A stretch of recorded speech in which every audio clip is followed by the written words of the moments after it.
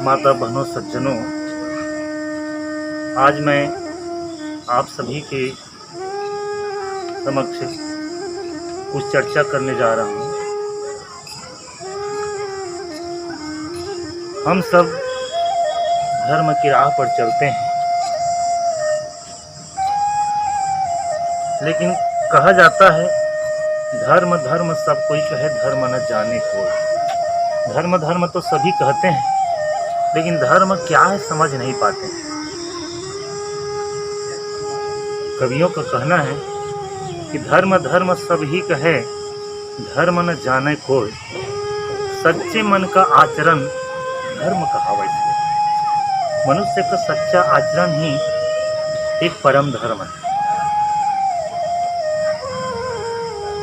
तो इस धर्म के अंतर्गत अब उसे हमको सच्चा समझना है और उस धर्म की राह पर चलना है। तो इसके लिए हमें गुरु की भी जरूरत है, और गुरु ही हमें सच्चा राह बताते हैं। तो गुरु भी कैसा होना चाहिए?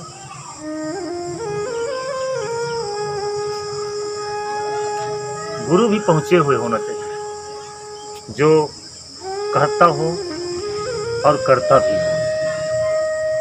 बहुत लोग संसार में ऐसा गुरु हैं जो अपने आप को तो गुरु मानते हैं, लेकिन खुद ही उनको कौन रास्ता पे चलना चाहिए ये उनको मालूम नहीं है, ज्ञान नहीं है। और चेला से धन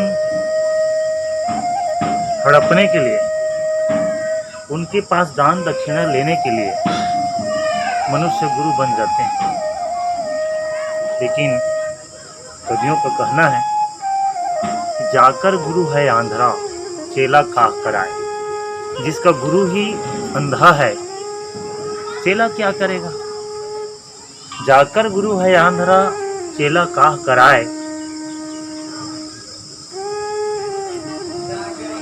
जो ज्ञान दृष्टि जिसका दिख नहीं रहा है, खुद ही रास्ता को देख नहीं रहे हैं, तो दूसरों को रास्ता क्या बताएगा? जाकर गुरु है आंधरा, चेला काह कराए। अंधे को अंधा मिले तो दो कूप पर आए।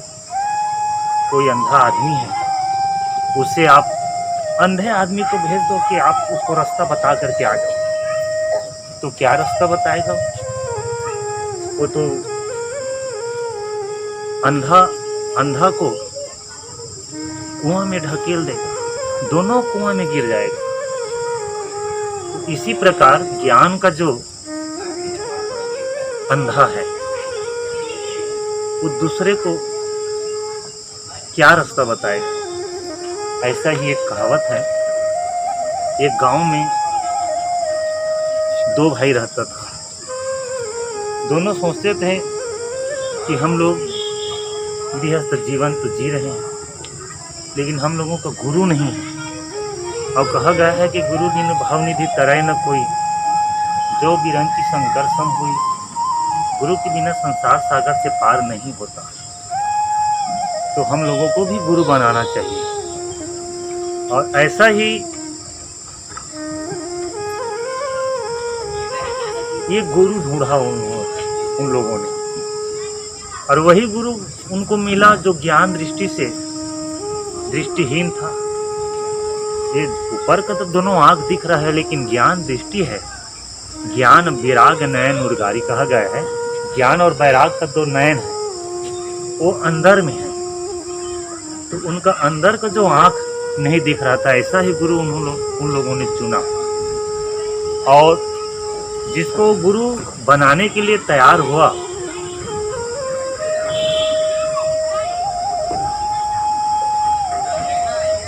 तो उन्हें जा करके बोला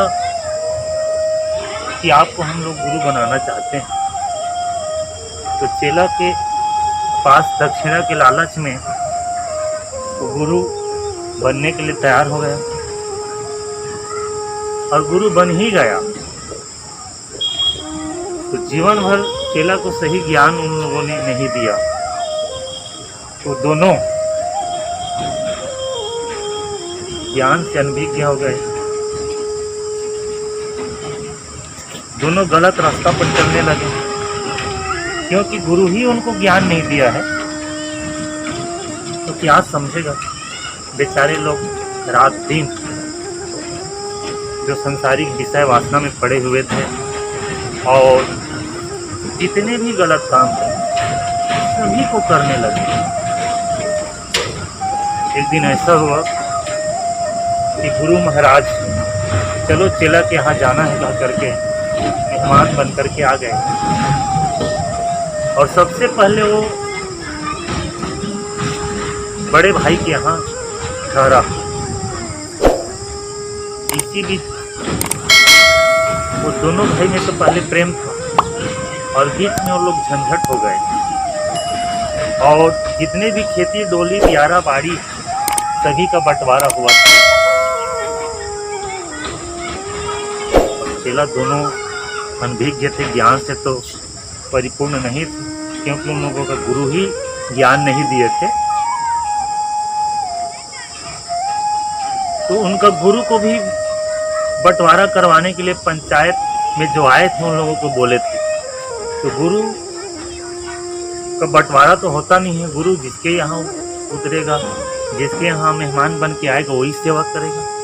लेकिन दोनों भाई तो ज्ञान से हीन थे, इसलिए कहे कि हम दोनों भाई का बनता नहीं है, ये गुरु को भी बांट दो।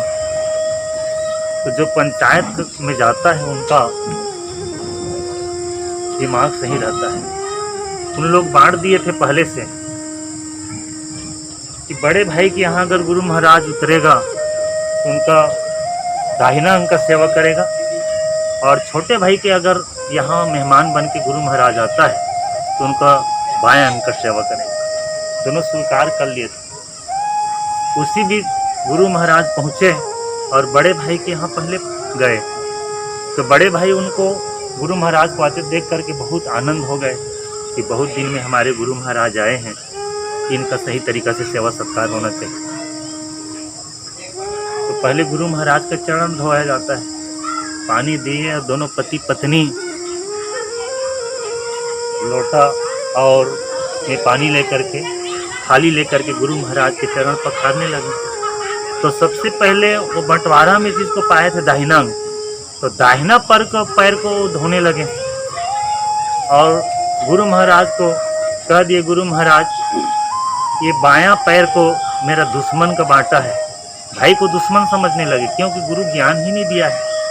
ये दुश्मन का बांटा है, इसको मेरा दैजेह थाली है, इसमें एक पैर को नहीं रखना है गुरु महाराज।